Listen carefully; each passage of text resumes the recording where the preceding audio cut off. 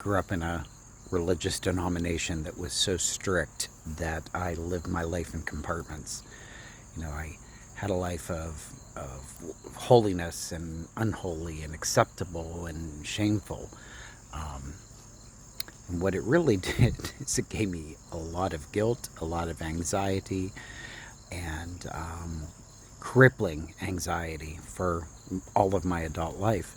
And, you know, uh, years later, I tore all of those walls down, just tore them down.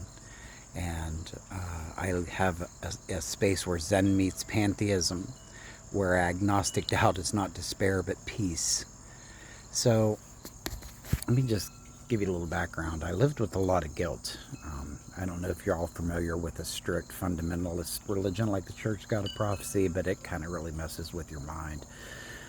Everything was hell, fire, and brimstone, and everything was a sin. You couldn't even wear, when I went there, any kind of jewelry. My parents couldn't wear their wedding rings. There was not supposed to be a class ring for me.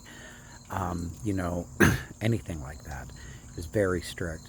And breaking even one little thing, having just a thought of lust, uh, you know, was instant hellfire and brimstone licking at your feet. So there was a lot of guilt that came up around that religion. And questioning was forbidden. As a young kid, I was I was a questioning kid, and I remember being in Sunday school and them talking about, Cain and Abel, and Cain went off to the land of Nod and took a wife, and I remember asking, well, where'd she come from? And, my answer was simply, you don't question. So you're brainwashed not to question. And when things don't make sense, you tell yourself there's a special reason why they don't make sense, or it's part of God's plan, or this part is symbolic and this part is literal. I mean, you do all kinds of mental gymnastics to make it make sense. But I started asking a lot of questions because a lot of things in life didn't make sense, and questioning is the true freedom in anything, not just religion, but in politics and life in general. Question, question, question. And then I started to be able to tear down bits and pieces of those religious walls that were up around me for so long. I started coming out as gay and not wanting to be gay, but trying not to be, but also wanting to be my true self, I guess. I was very confused. It caused a lot of mental anguish for me during that time. But I figured I had prayed and prayed and prayed for God to take those desires away from me, and He somehow never did.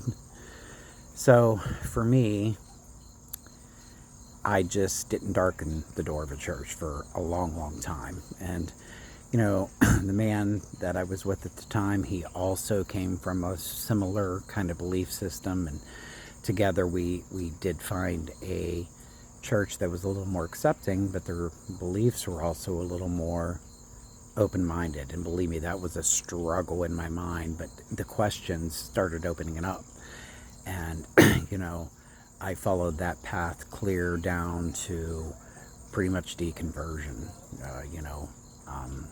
at this point in time. Strangely enough, I didn't want to find anything that had dogmatic tone to it, coming from such a strict background and suffering most of my life from it.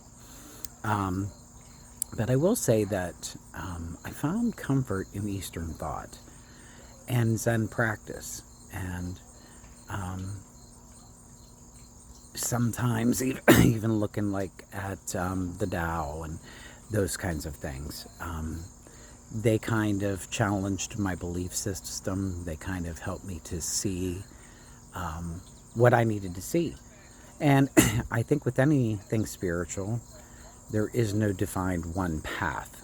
We'll get into that as we go. I know that's, is a lot for a lot of people, especially even on the spiritual path that says that, they're liberated. They want you to do it a certain way, and I think that is sometimes why we fail, because it goes against what our minds and bodies are telling us isn't right for us.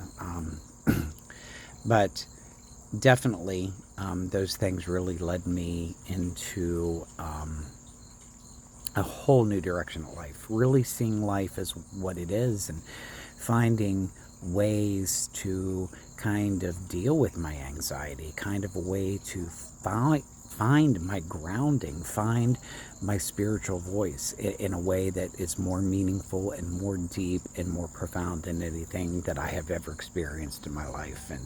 And that's what I want to share with you all.